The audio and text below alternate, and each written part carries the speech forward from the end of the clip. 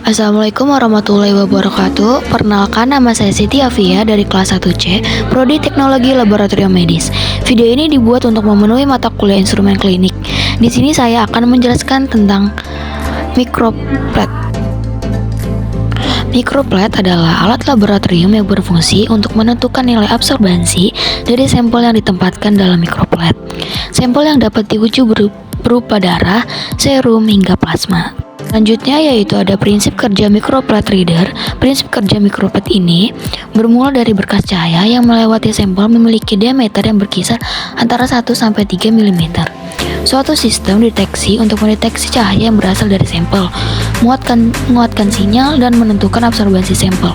Selanjutnya, suatu sistem pembacaan mengubahnya menjadi data yang memungkinkan intervensi hasil pengujiannya. Cara penggunaan microplate. Yang pertama yaitu tekan tombol F1 di menu utama. Kedua, jika wadah plat berada di dalam instrumen, tekan tombol plate in atau out. Masukkan lempeng microplate yang telah berisi reagen di setiap pelnya. Ketiga, yaitu tekan tombol start. Keempat, masukkan hitungan yang tidak diketahui dengan tombol angka. Kelima, yaitu tekan tombol start atau OK untuk menerima pilihan dan memulai pengukuran. Yang keenam yaitu plat mikro diukur dan hasilnya dihitung secara otomatis sesuai dengan protokol yang telah ditentukan. Selama proses berjalan, jika ingin membatalkan, menekan tombol stop. Dan yang terakhir yaitu tekan tombol F2 untuk menutup tabel hasil, lalu tekan tombol panah kiri 2 kali untuk kembali ke menu utama. Selanjutnya itu adalah kalibrasi. Pertama itu persiapan standar filter sesuai dengan panjang gelombang. Kedua itu penempatan standar filter pada alat. Ketiga itu baca nilai absorbansi yang ditunjukkan oleh alat pada panjang gelombang yang sesuai dengan standar filter.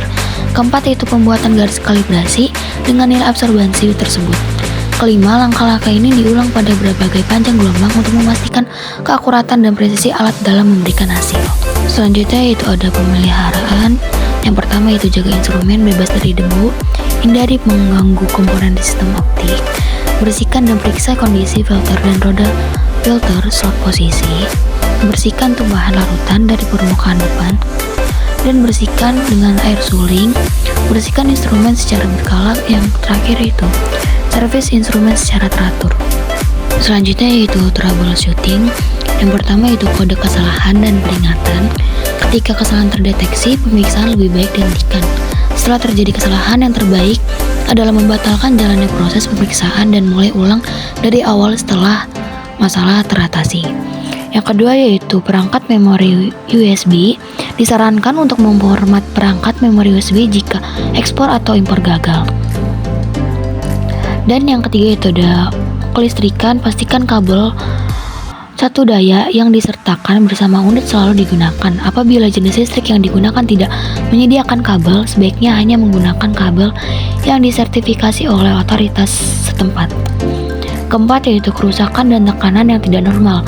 Jika terdapat kemungkinan bahwa perlindungan instrumen telah terganggu, instrumen tersebut harus dinonaktifkan dan diamankan agar tidak dioperasikan secara tidak sengaja. Selanjutnya itu bagian dan fungsi alat ini, yaitu bagian depan terdapat lampu and filter well camber cover. Terus ada measurement camber door dan display dan keypad. Di bagian depan terdapat USB ports, on atau off switch, power supply connector, dan cooling outlet. Bisa dilihat fungsi-fungsi dari bagian-bagian tersebut.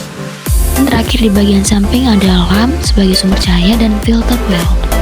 Selanjutnya yaitu ada pembacaan data. Pembacaan data tergantung pada perhitungan yang digunakan dalam protokol. Kontrol kualitas pengujian jika gagal, hasil dari proses yang akan gagal ditandai. Dan interpretasi hasil kuantitatif dan hasil yang telah dihitung sebelumnya. Selanjutnya microplate reader ini mempunyai kelebihan dan kekurangan. Kelebihannya yaitu dapat melakukan pemeriksaan dalam jumlah yang banyak, memudahkan pembacaan pada berbagai gelombang panjang gelombang, dan pengoperasian sederhana, pengulangan yang baik, kecepatan deteksi.